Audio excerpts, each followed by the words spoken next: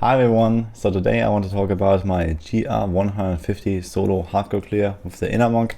This was actually the first 150 solo in the world on hardcore, and I had a lot of people asking me questions about this run, why do I do certain things and why do I use certain things. And just to give like a bit more of an understanding of how it worked out and how I did it, I want to just talk through the run a little bit. So first of all, there are a lot of different inner setups that you might have seen from like the guides and playing and then what people are doing. So this is the push setup with Shenlongs and convention cycles. So first things first is that this is a completely different setup compared to what I'm usually farming with. Here you have a very strategic rotation based playstyle. You have 20-second rotations because you have 5 elements on the conventional elements on the monk, and you always do your nukes on fire only.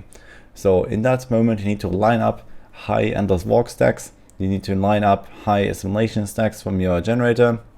You want to have a pull ready, of course, and then you need to cycle strike and press the Mystic Ally button exactly on the fire cycle. So this is pretty much the core of the gameplay. On top of that, you see me, for example, opening my character details very often. This is because I'm looking at Flying Dragon procs.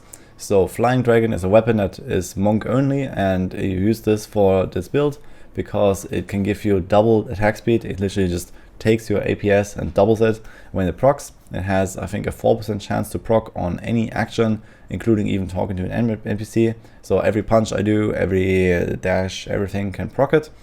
And it lasts 7 seconds and has a cooldown of 5 seconds. So it can reproc while active, but there is only a very tiny window for that. So in general, the more attack speed you have or the more things you press, the higher the chances are that it will proc.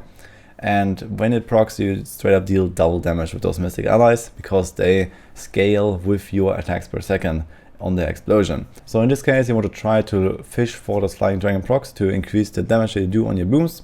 So very often here I look at my character details and I sometimes press Mystic Allies a bit earlier or a bit later on the fire cycle. You don't really have that much room to adjust here, but the allies do most of the damage in around the first second or maybe 2 seconds or so when you press a button, and then sometimes you get a few more explosions after.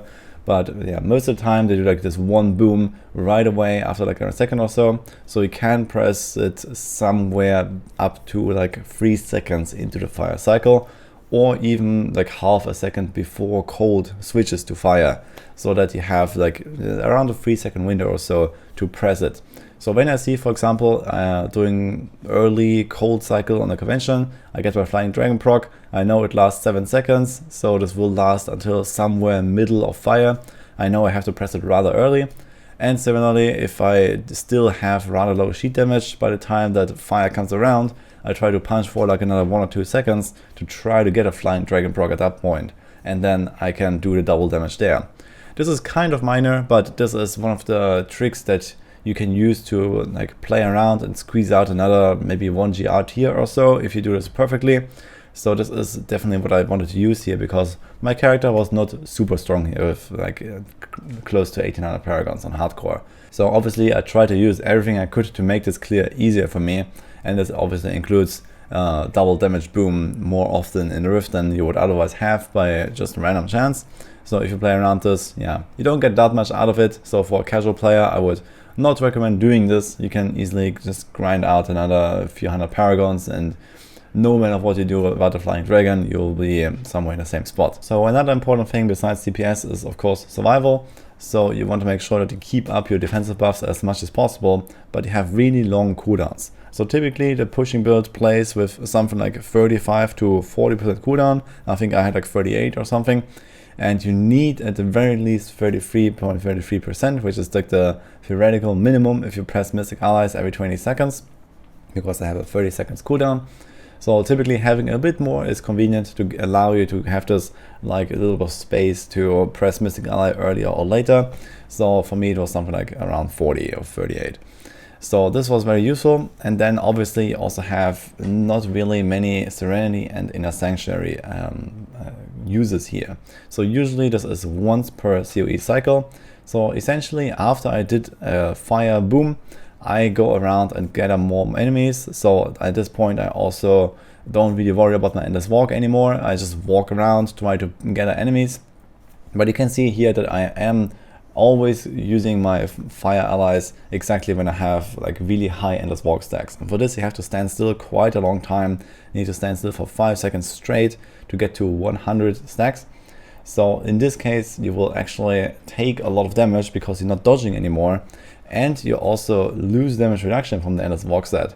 So not only do you get more hits, but they also do more damage, and you have to protect yourself with both Inner Sanctuary and Serenity. So these are the two defense options I chose here.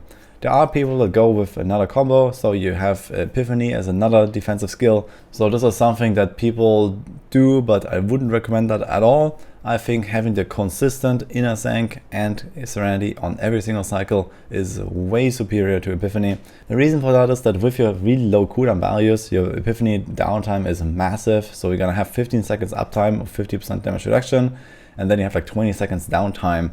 And this means that you have to do one rotation with Epiphany and one without.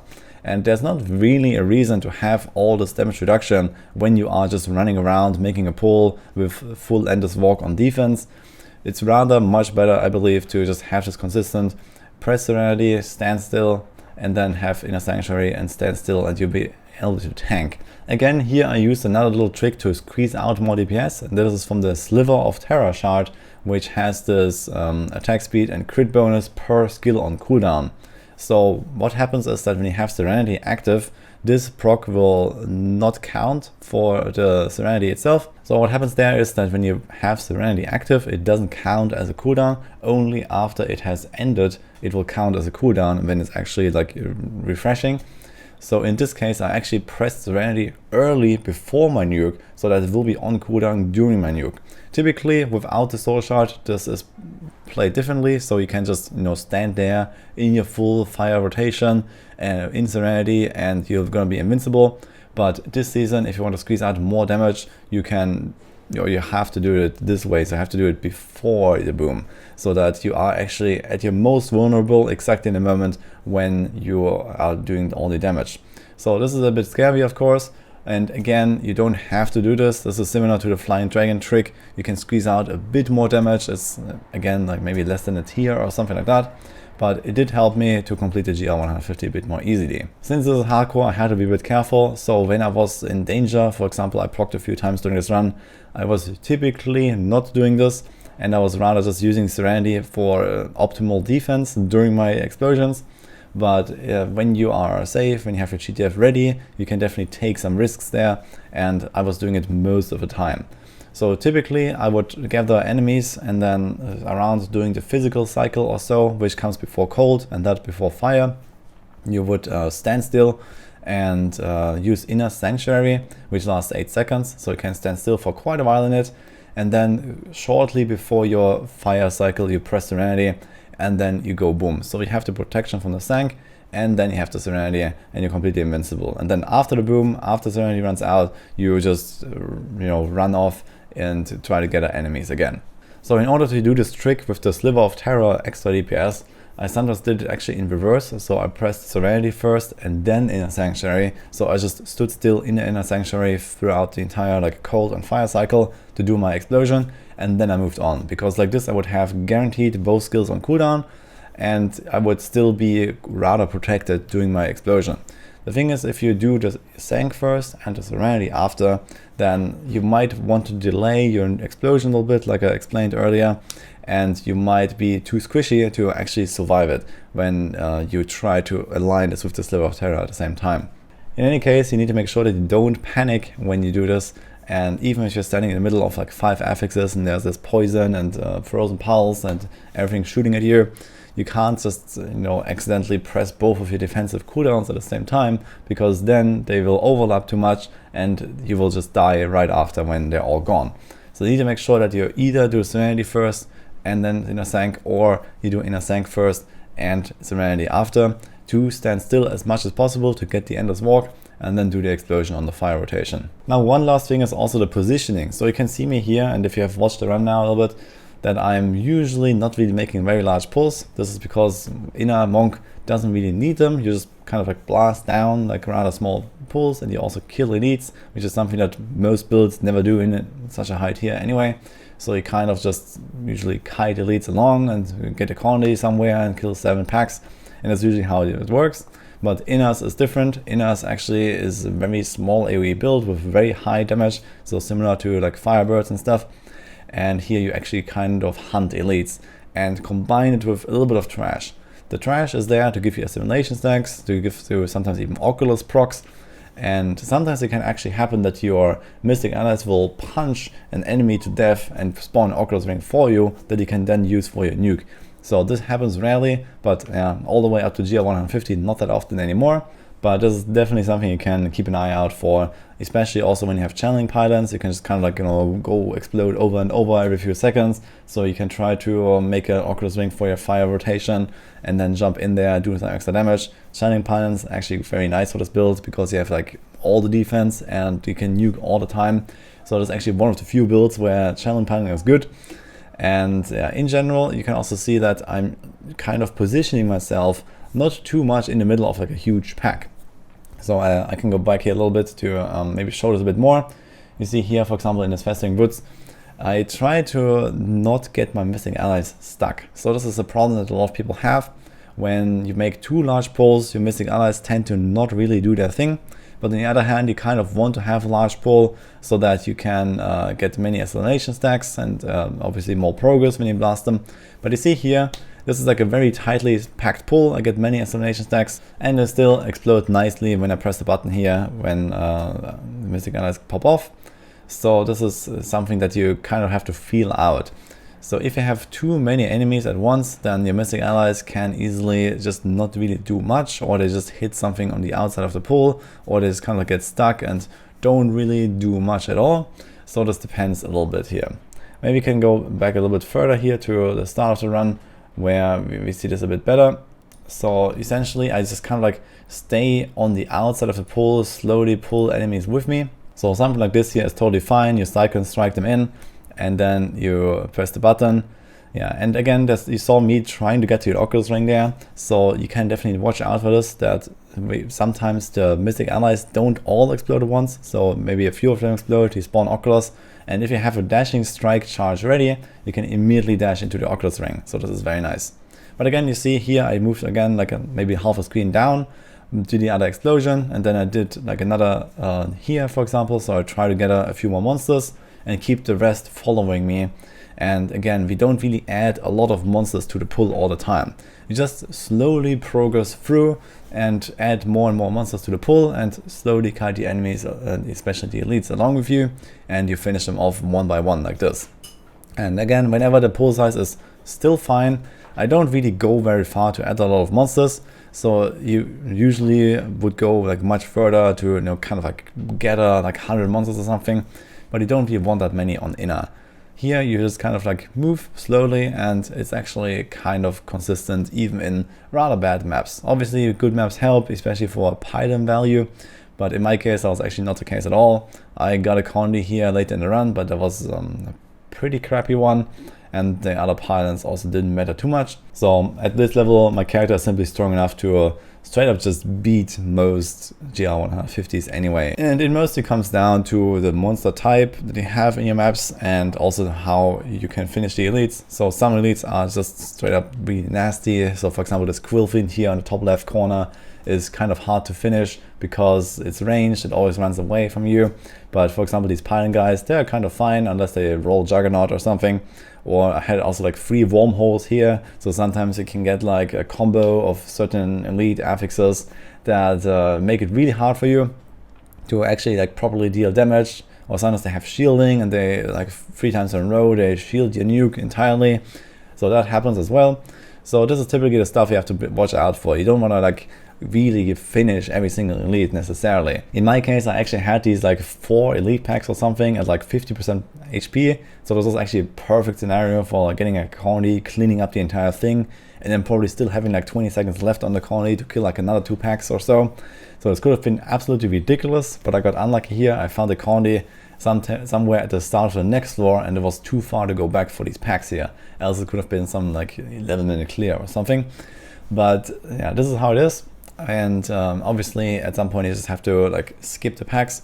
I kind of like tried to pull them along and get them to low HP, but this was actually just a waste of time here in the end, because I didn't get the colony, but I still cleared it in time, because this is just how ridiculous the build is. That being said, if you're wondering about the minimum requirement for a 150 solo, I would say on softcore you can probably try as early as something like 1300 paragons. At that point you are so low Paragon though that you might not really have the gear for it, so it mostly comes down to your items at that point. Like the Paragon doesn't really matter too much because the build is strong enough, and the thing is that until that Paragon you will simply not have the items and the augments etc. to kind of be in a solid state with your character. So I think that if I try this for like a few hours on something like a 1300 Paragon character or so, on softcore at least, I could quite reliably do it at least once. And then once you reach like a few more 100 Paragons, your damage is going to go up by another 10%, 20%, 30% maybe. And obviously this makes it much easier. There are also like the greedy ogled versions that are kind of like unplayable at this Paragon on hardcore at least. So this is something that you can also use to squeeze out even more damage on the build and allows you to go for low Paragon clears.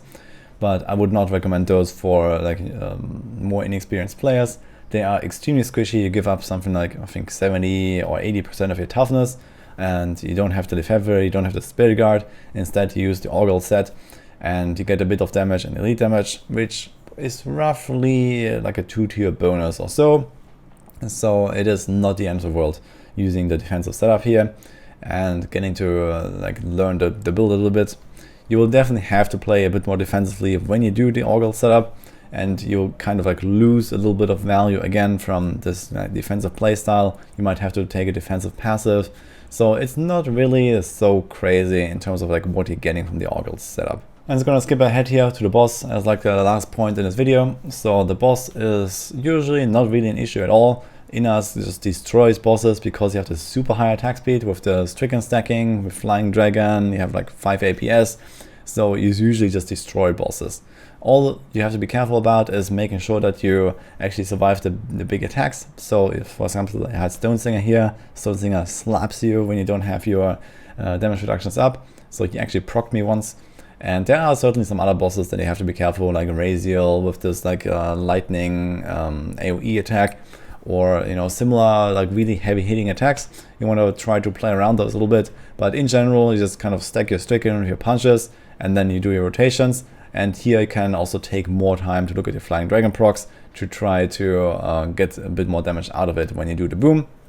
Typically for me a boss kill on 150 it was something like 1 minute or 1.5 minutes or so. So not the end of the world if a boom goes wrong and you just destroy them. So there are a few ad bosses in particular that might not really work well because your Mystic Allies run around to the wrong targets and stuff. So you can kind of try maybe for your explosions to either move the ads away or move the boss away and then do your rotation.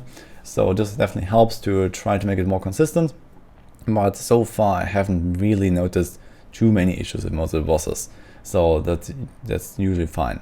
Yeah, and that's also it for this video. So I tried to kind of like go through how I play the build and how I did the run. So this was the clear here, and you can also watch the video with like my live commentary and stuff if you want to just see the run itself. And yeah, hope you enjoyed this, hope it helps you for your own GR clears. Wish you good luck in season 25. So certainly I had a lot of fun with this Inner Monk, but for now, for me, it's Demon Hunter time. So the 150 Demon Hunter is next. So hope you enjoyed this, and see you guys next time.